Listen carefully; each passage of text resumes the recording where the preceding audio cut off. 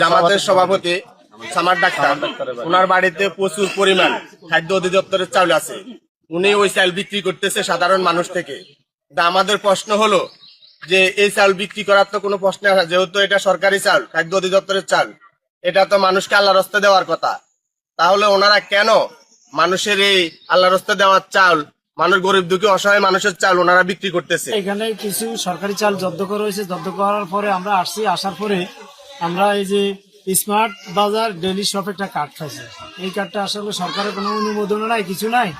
এই কার্ডটা দিয়ে ওনারা মহিলাদের কাছ থেকে একটা গ্যাস্ট্রিকের ওষুধ দিয়ে, যে গ্যাস্ট্রিকের ওষুধটা আপনার কোনো সরকারি কোনো নেই, ডকুমেন্ট নেই।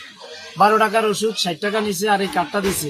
এই কার্ডটা কেন দিছে এবং কি জন্য দিছে আমরা আপনার সরকারের দৃষ্টি আকর্ষণ করে বলতেছি।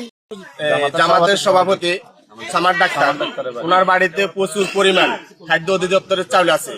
উনি ওই চাল বিক্রি করতেছে সাধারণ মানুষ থেকে।